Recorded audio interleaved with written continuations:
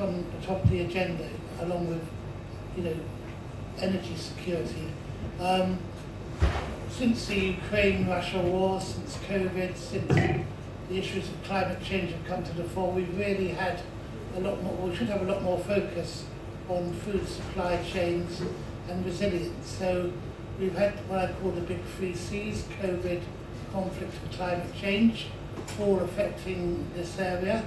We've also now got, once again, Trump trade and tariffs, again affecting food prices, food supplies and the distribution chain. So very honoured to have a very distinguished and esteemed panel to discuss these issues.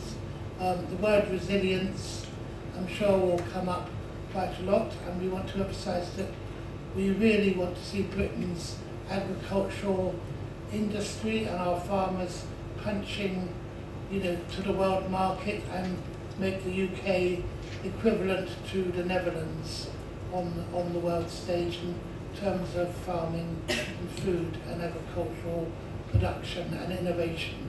So thank you for coming. Over to you. Thank you.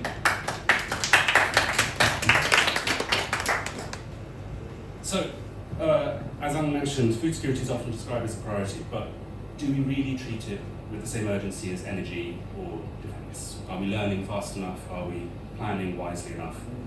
It's a pretty mixed picture. There was a UK government survey, the first major government survey on risk perception, which was conducted last year.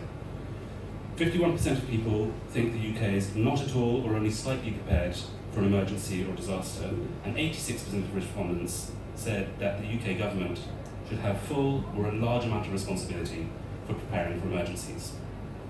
So, on the panel today we have, to set the scene, Professor Tim Lang, founder of the Centre for Food Policy, who recently wrote a report on food security for the National Preparedness Commission, and our co-sponsor Tom Southall from the Co-convenor with an industry perspective.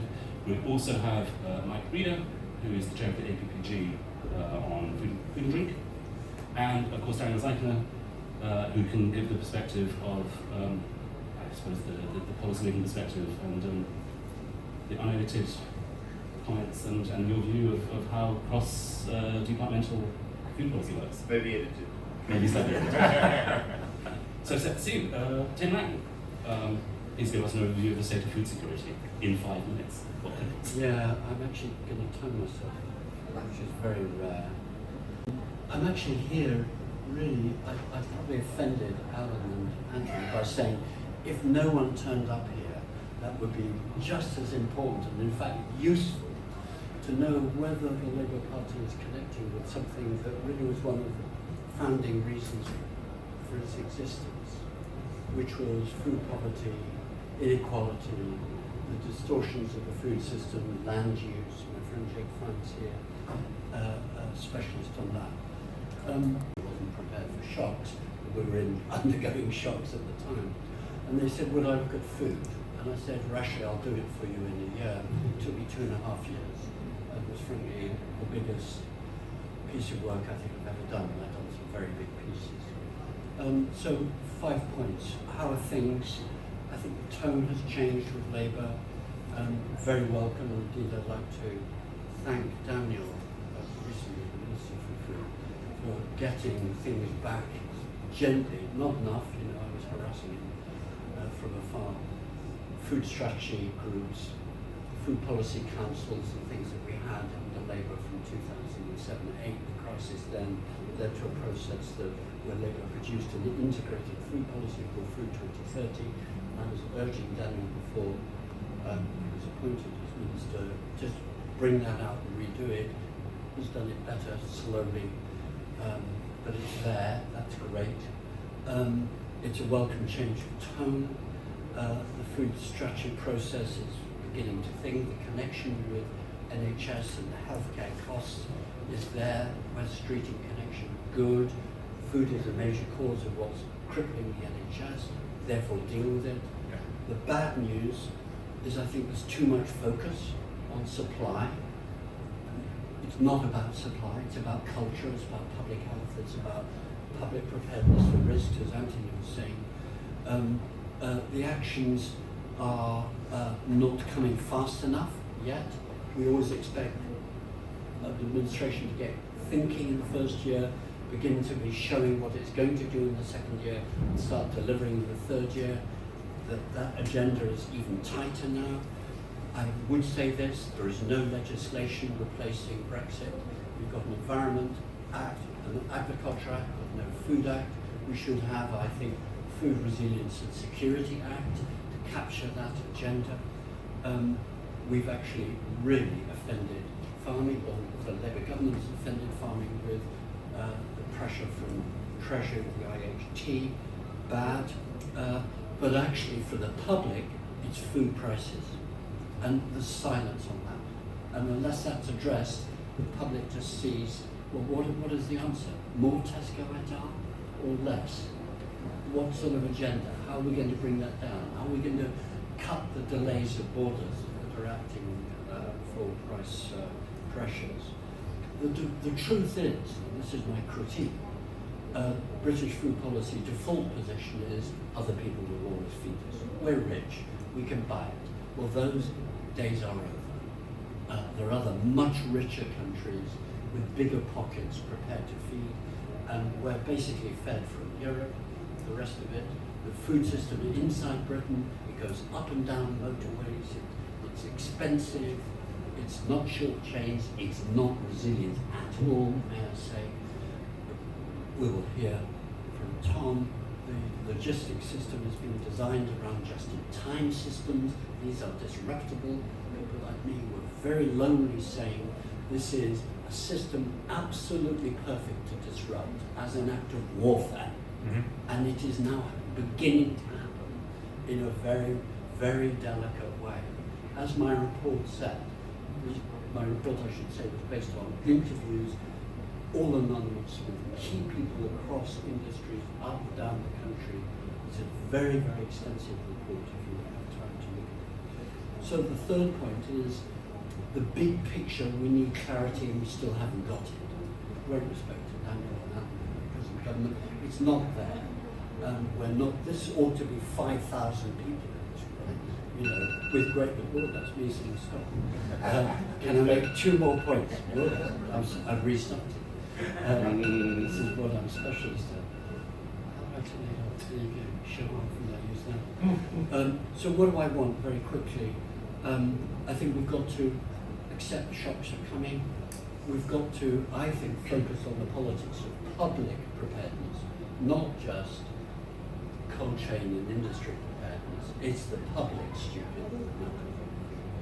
And I do think, and I'm a hardliner now, we should be having a policy of the kind of report I call total food defence, really making that a priority. So we're in a world of polycrises. This is not going to go away. There was a huge constituency that I think the Labour government could be building on, and it's not doing so, to be absolutely frank, between these plastic walls. It needs to be not just central government, but down to the local. I've spent a lot of time talking with regions, with cities. I've just been on the Orkney Islands, 22,000 people. The council wanted to speak to me there. They've had the experience of the co-op being hit by ransomware. They don't produce diverse cropping that they used to produce. There's a big set of changes that we could be doing. So to conclude, I think there is I'm finding an appetite to engage. There is a lot of goodwill for this topic of food security and resilience. But the issue, the challenge, if I accepted the invitation to speak, is will Labour coordinate it? Will the party take it up? Thank you, Tim. For a perspective from Vital, but very discreet industry, Tom Southall from the Cold Chain Federation, you wrote an open letter to Daniel earlier this year, saying that once food supply has been compromised by an external event, the only solution to food supply after a few days is the ability to store vast amounts and control its release. And you called for the cold chain to be designated as critical national infrastructure. So, can you tell us more about the role of the cold chain when it comes to food? Yeah, thank you, Anthony, and thanks to the Labour SME for hosting this and for the panellists for showing up. I thought I'd take a step back and just sort of talk about what exactly we mean by cold chain. Cold chain is the system, the supply chain, the temperature control supply chain by which perishable products move from their point of production or manufacture through to the consumer. And it's often part of the supply chain that is forgotten by consumers, by policymakers as well. And it's actually the place where food spends most of its time, passes between often multiple actors in cold storage and refrigerated transportation as well. And it's very much critical infrastructure. We all rely on it every day. Without cold chain, we wouldn't have food and pharmaceuticals that we absolutely rely on and need to access 24/7. Cold chain is also the balancing system for the food supply. So within cold storage, that is where the bulk of our food is stored long term. And it's a lot more products than we think. About 50% of food passes through the cold chain. It's not just the frozen and chilled aisles in the supermarkets, it's also the fresh produce. It's also most of the bakery aisle, most of the biscuits aisle, most of the chocolate aisle. Many more things than you think rely on the cold chain to be able to pass through the supply chain. Cold chain as a sector has a significant economic benefit to the UK. It contributes £14 billion to GDP, creates 184,000 jobs and pays about £3.7 billion in tax revenue to the government. So it has a significant impact itself, but it also props up the wider food system, the wider pharmaceutical system. So arguably it's the indirect benefit of cold chain is even more significant. Cold chain has proven to look after the nation in times of crisis. The Cold Chain Federation can actually trace its origins back to about 1911, and we've got quite interesting set of archives, as you can imagine. But to give a couple of examples from coming out of World War II, the government actually built about 50% of cold storage at the end of World War II had been built during the war to ensure that there was enough food storage during that particular crisis. Some people in the audience remember Butter Mountains. It was cold storage again that was able to sort of store dairy products during that crisis. And most recently in the pandemic, again, it was cold storage that was able to freeze things like airline products, food service, restaurant products that otherwise would have gone to waste.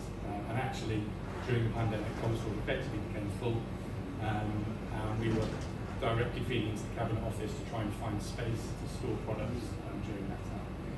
So the cold chain delivers to the nation during crisis, but we're worried that the threats to the cold chain are increasing.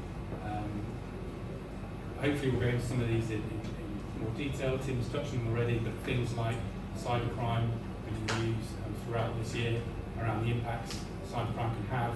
And it feels to us that cybercriminals are working out that food supply, you could take out a couple of strategic companies and the knock-on impact across the supply chain is massive, and we think that threat is growing.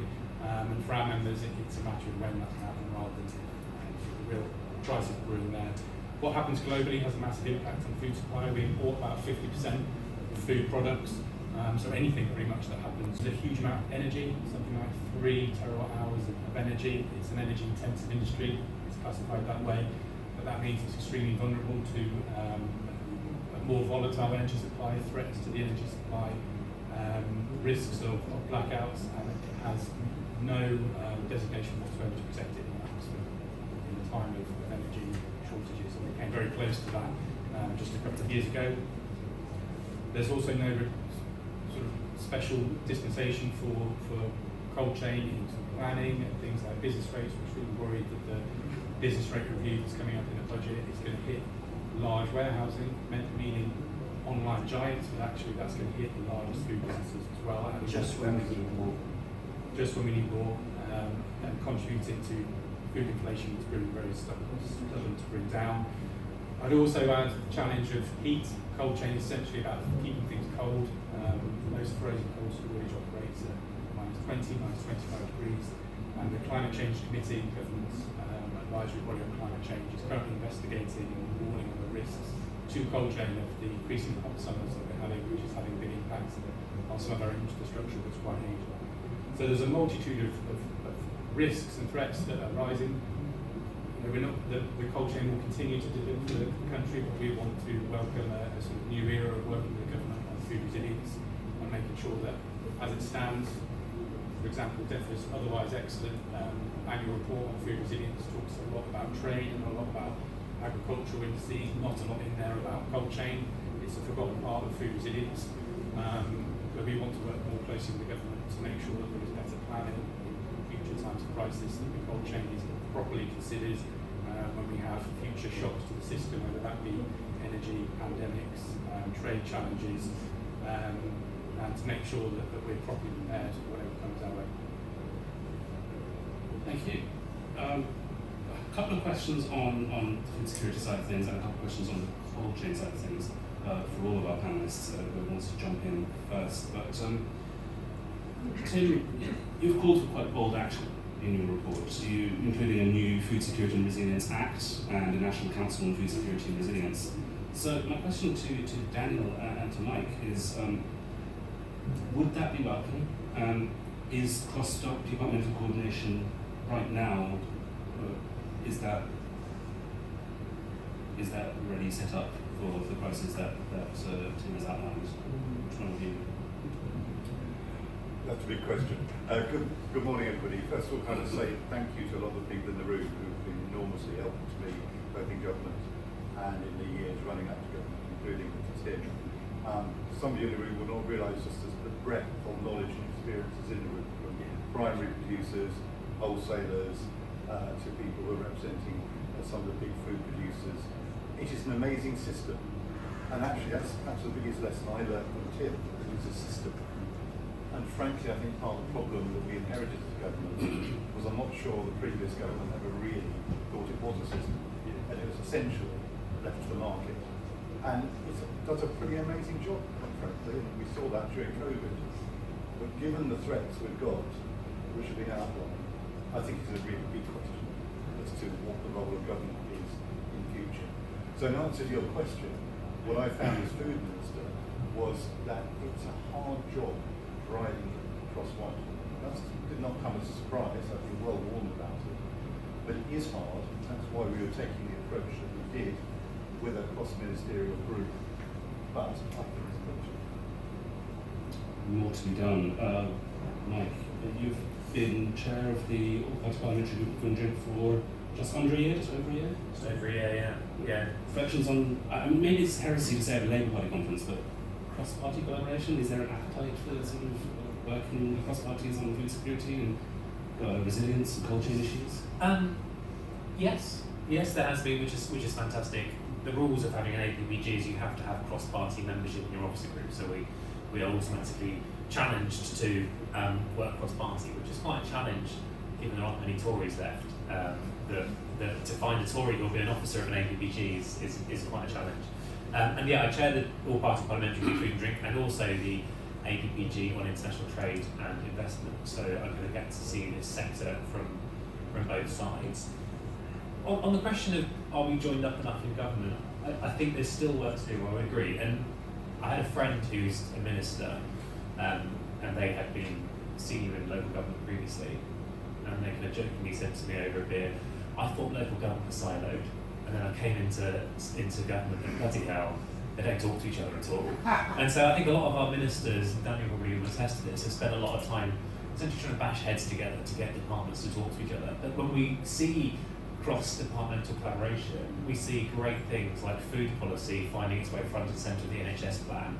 We see government talking about investment and growth, and we see that growth coming through things like major investment in logistics, which I see particularly in Northampton. Just 2 weeks ago, M&S announcing massive investment up the road in Daventry to move 45% of their food storage and distribution into Derf at junction 16.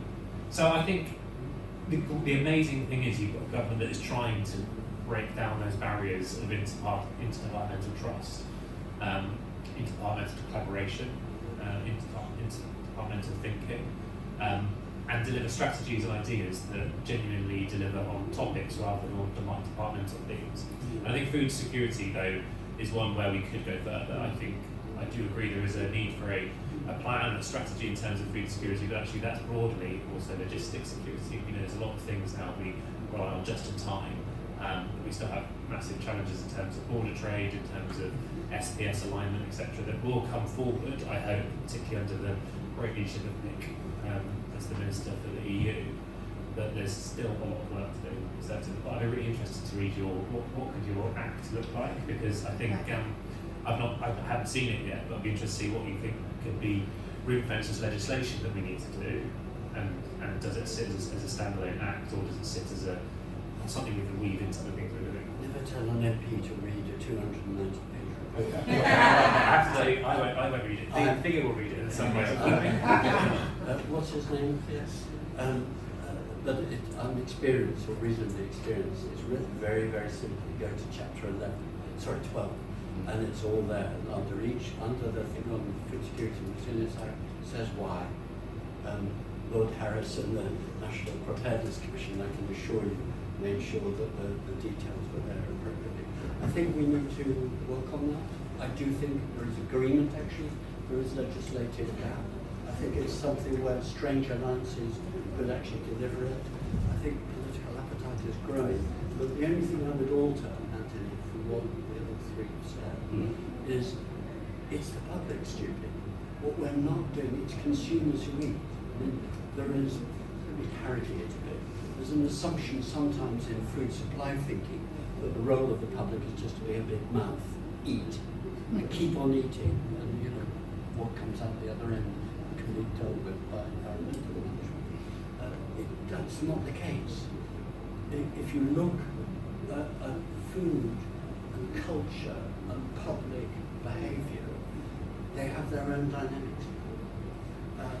For me, an ex-psychologist 50 years ago got into food through that route. The mass psychology of food is absolutely going to be a critical bit of food security politics, because we saw, and the food industry told us, the moment that COVID lockdowns happened, shelves were empty. That's called behaviour, because people have a lot of storage. So storage at the national level, the household level, the regional level, big rethinking about less centralisation. You lot made that clear to me, sorry for giving to you. The logistics industry, it was then that gave me my title. Just in case is the title of my report. If you do apply a just in case sort of framework, you start actually realising you have to gently begin a process that could accelerate, and might in war have to accelerate rapidly, to a more decentralised food system, more regionalisation, more diversity. And if you look at the interviews designed for busy people, there's no excuse. You can't just pull it off from your research. All the quotes, these brilliant quotes, are in italics. You can skim my report looking for the quotes, then you ignore me, you're listening to what people are talking. It's riveting. They say head honchos in the industry, because it was anonymous, and said what they really thought. After 40 years of experience, I think we should be going in a different direction. We need to start doing that. Please read it. One of the report is to look at the experience of other countries. So Sweden does quite a lot on informing the public. Country I know well, Switzerland, has vast storage of the only country in food. the world with 3 months storage.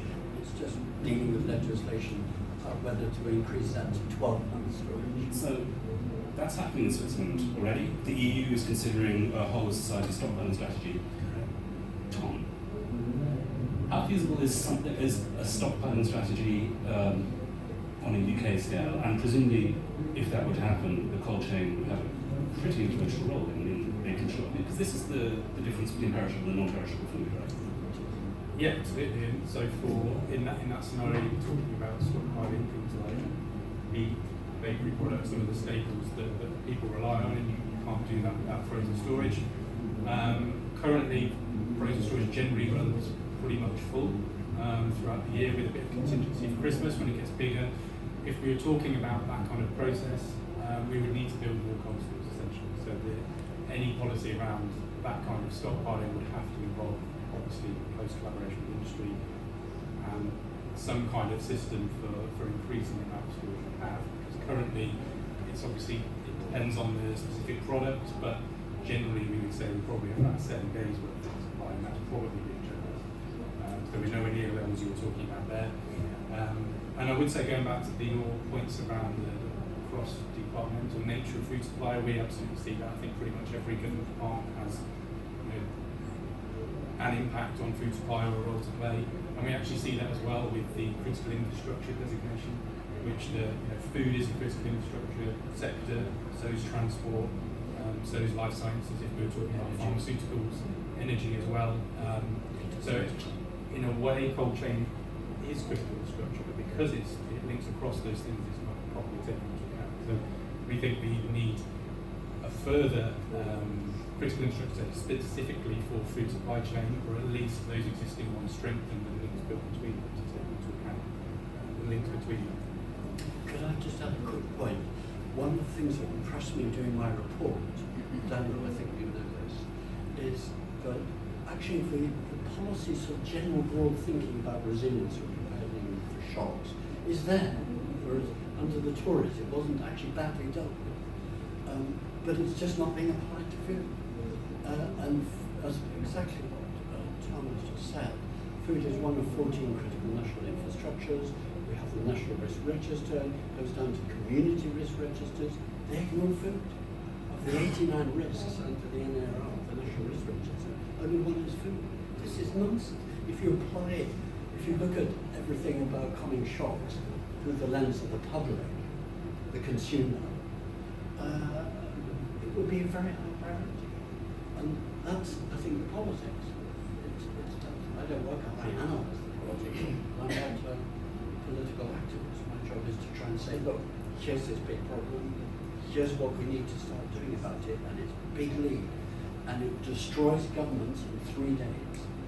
In the 10-country studies that I did, that I was referring to, Anthony, I should thank him, came and worked for me on this report. We did quick deep dives into 10 countries to learn what was their thinking.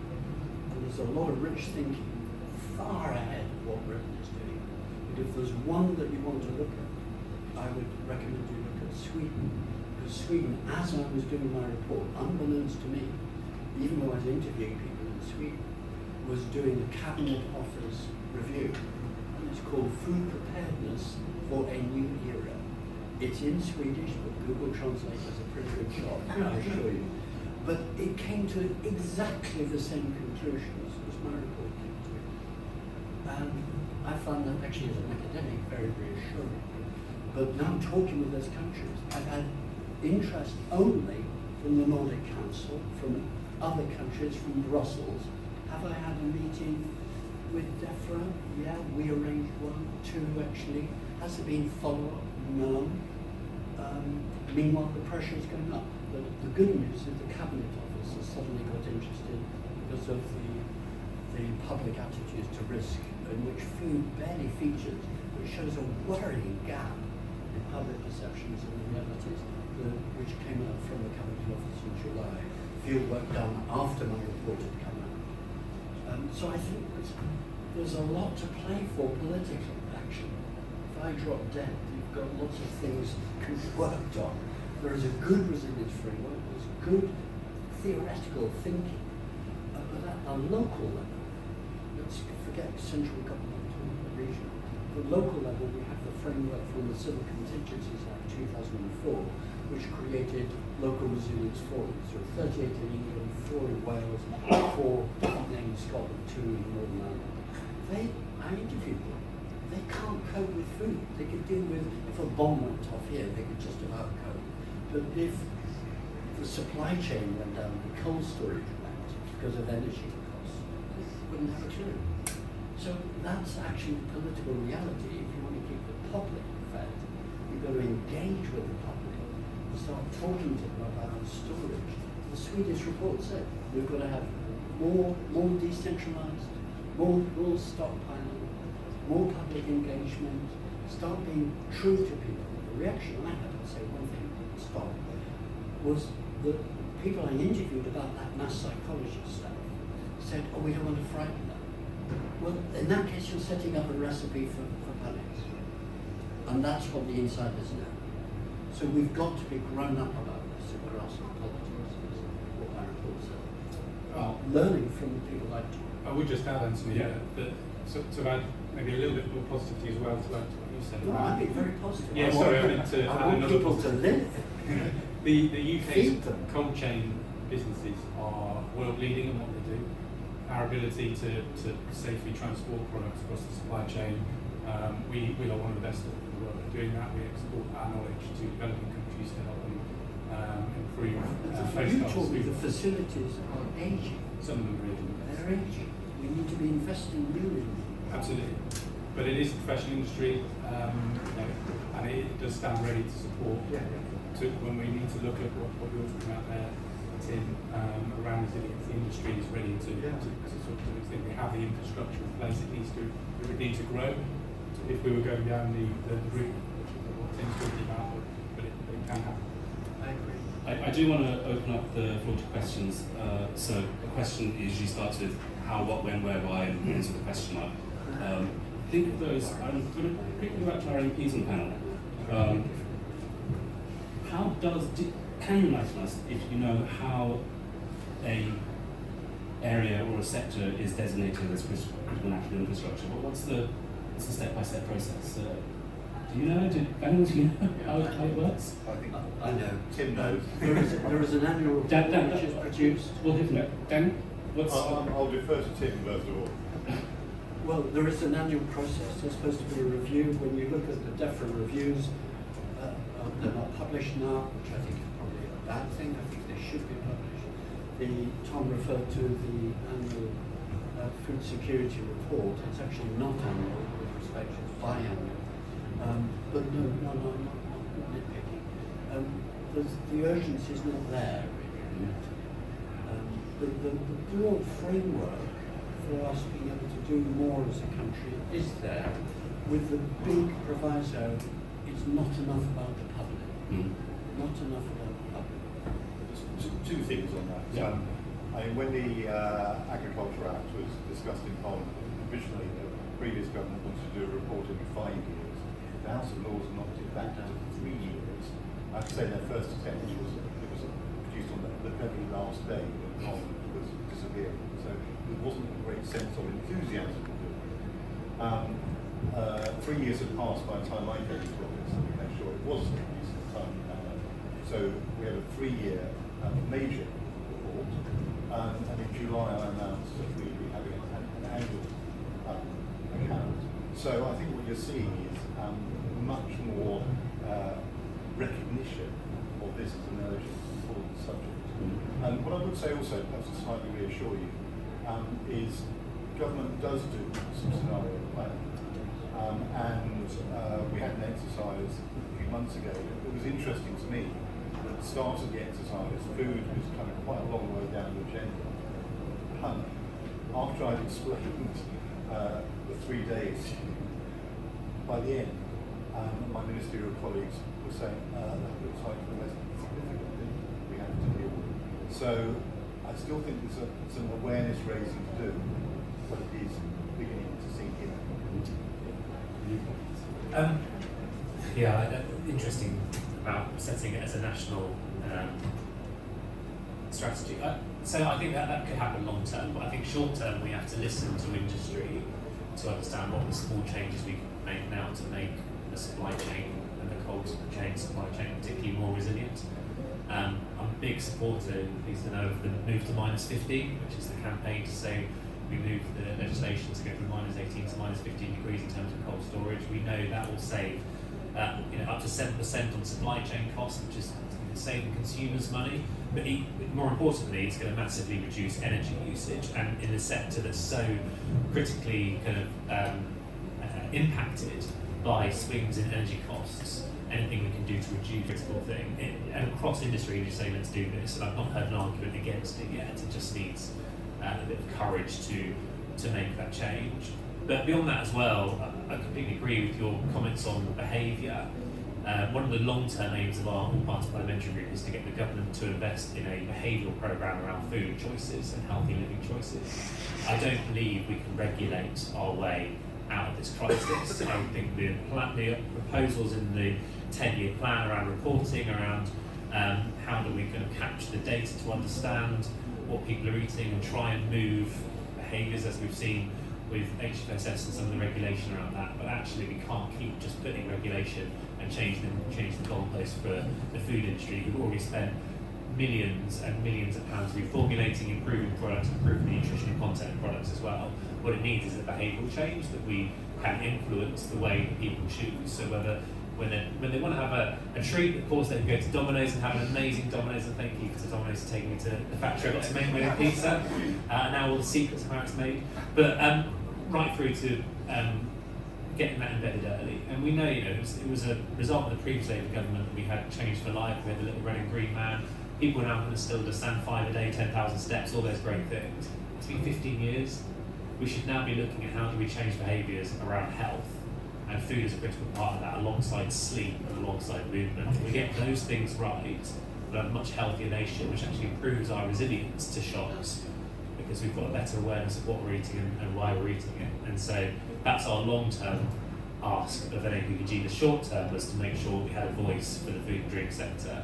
It probably hasn't had, definitely didn't have a voice in the previous government. And I did get to bother Daniel and Steve and others on food, and now I get to bother a new set of ministers on food and drink policy, as well as the Department of Health ministers, who ultimately I think should be funding this as a public health campaign. So we may be seeing an all-party parliamentary group next week. Yeah. So I'm all for it. Questions from the audience. I think we have a few attendees who are diplomats. Anyone here from embassies? No? Oh, yes? Can we have your reflections on what you heard? Thank you very much. I'm the Deputy Ambassador to Denmark. So close to Sweden, and I'm sure we also have a lot to learn from Sweden. They tend to be very good in I can't tell you what happened at the Council of Nordic Council, but I will later if you know. Very interesting discussion, and I think it's actually also a very delicate topic in Denmark, and the same challenges, I guess, when it comes to culture and the awareness.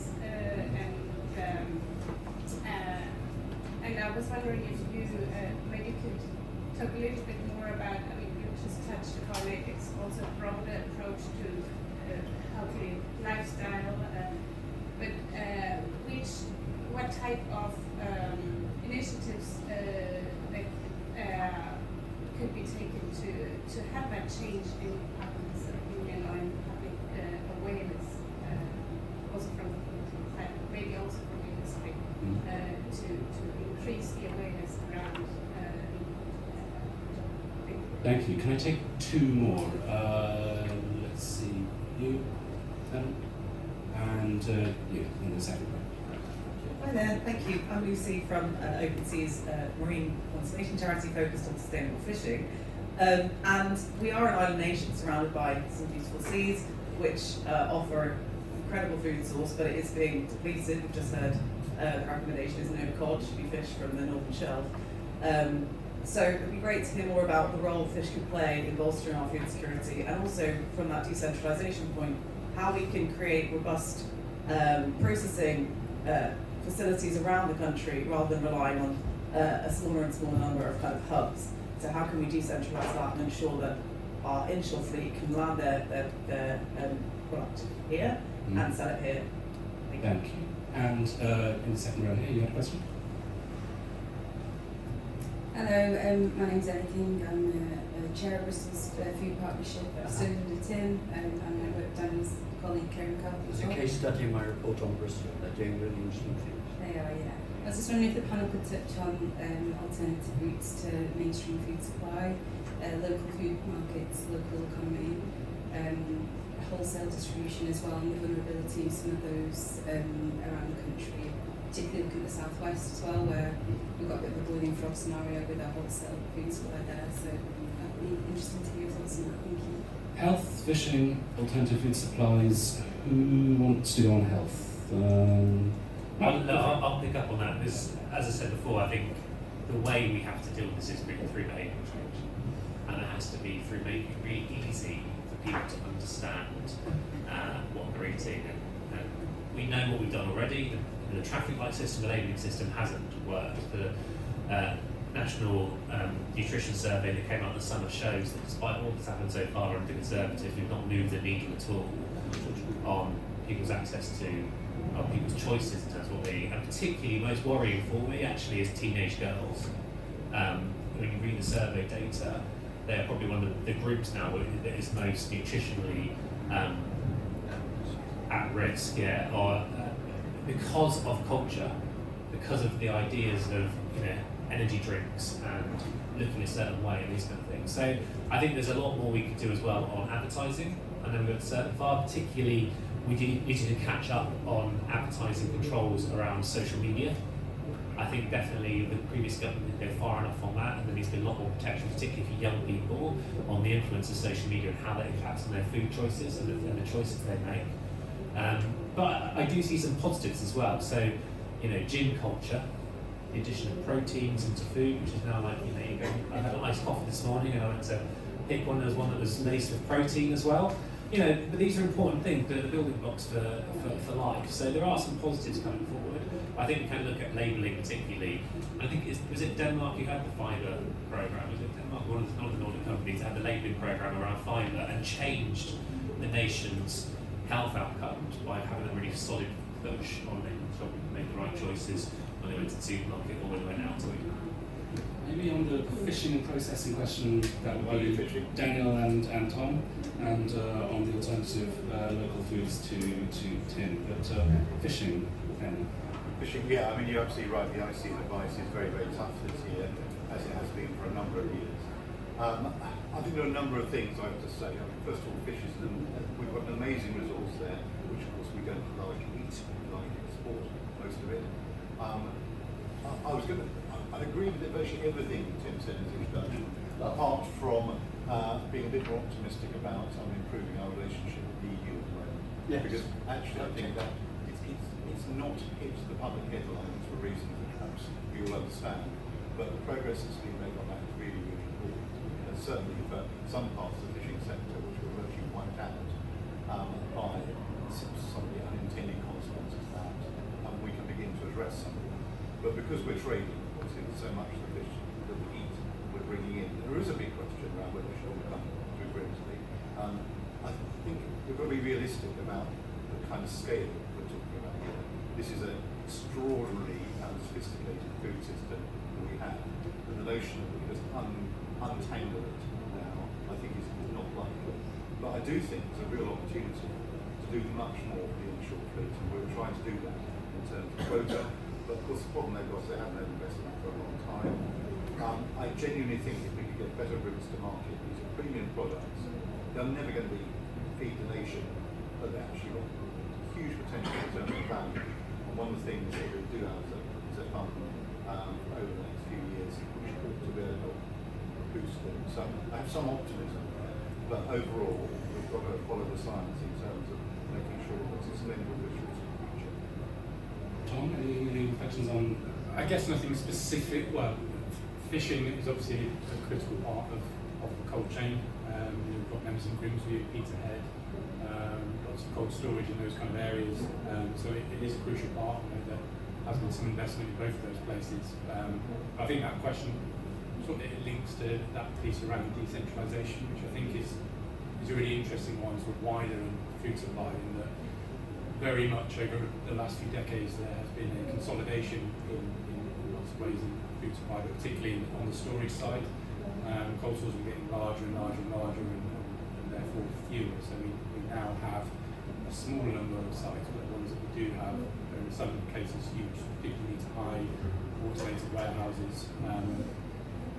Those are highly specialist buildings. It's more energy efficient to have, for example, large buildings. They've obviously got quite big footprints, so they can reach a wide range of consumers from those sites. But I think there is an interesting question there, possibly for another panel, around the pros and cons of that kind of sort of centralisation. And I think that links actually to the other question around alternative food supply. That this discussion has to look at how you get food to people in need in times of crisis.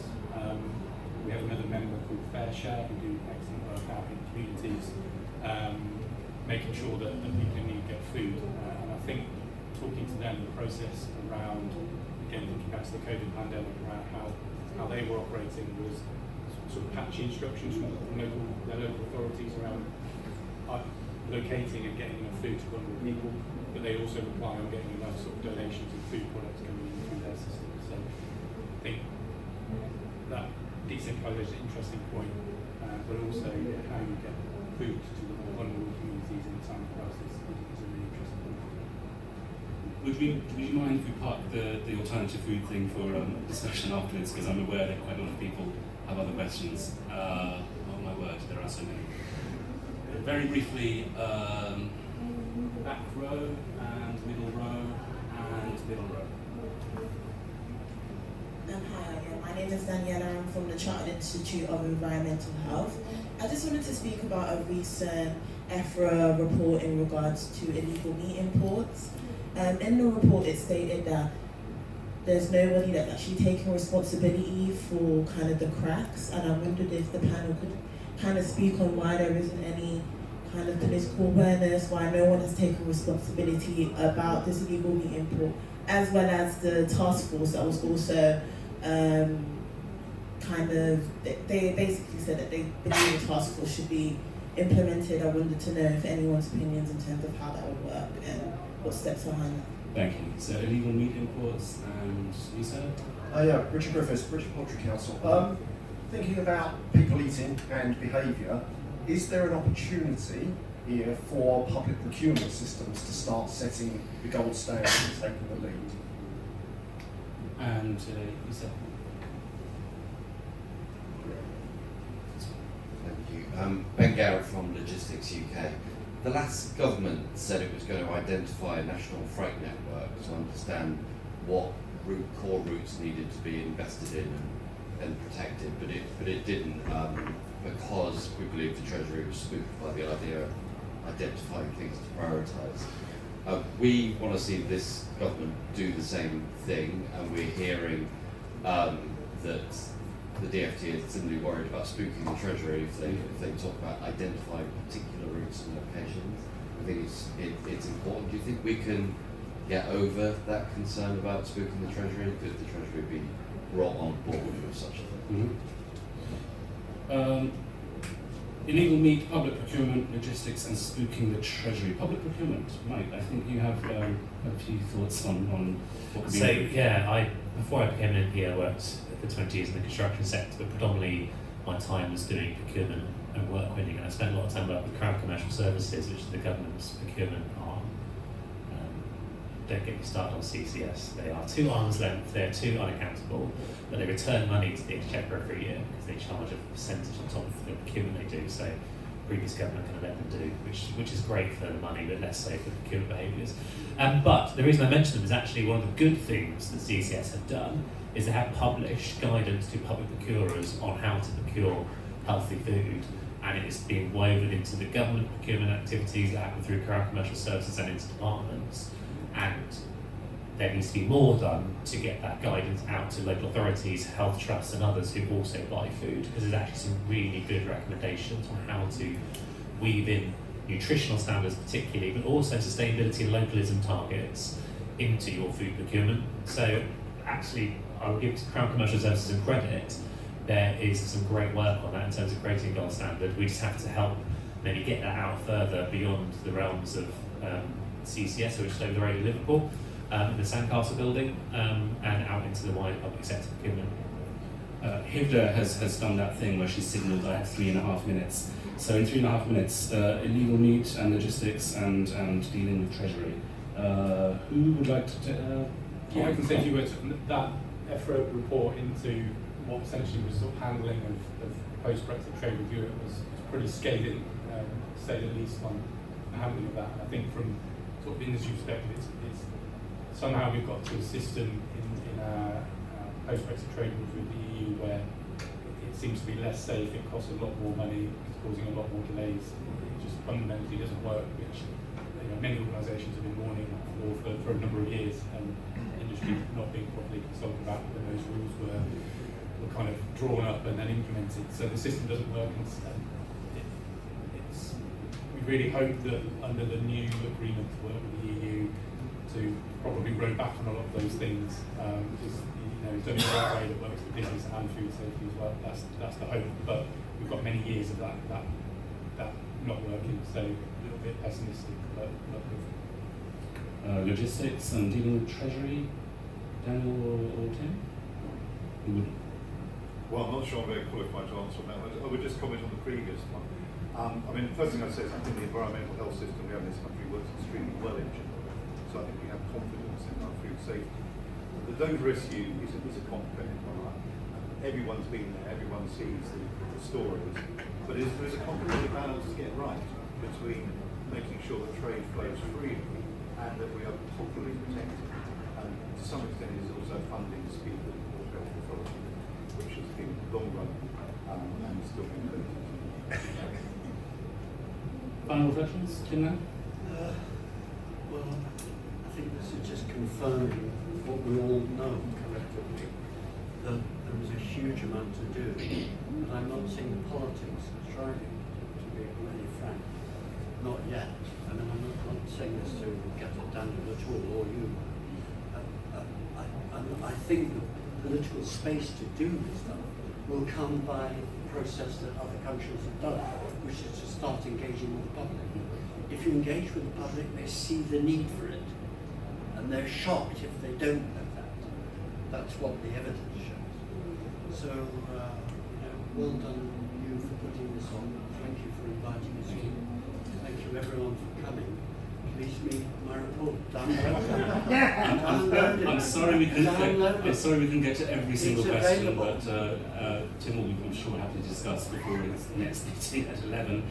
Can I congratulate everyone on the panel for not being tempted to use the words food for thought? Incredible. And can I ask you to thank the panel?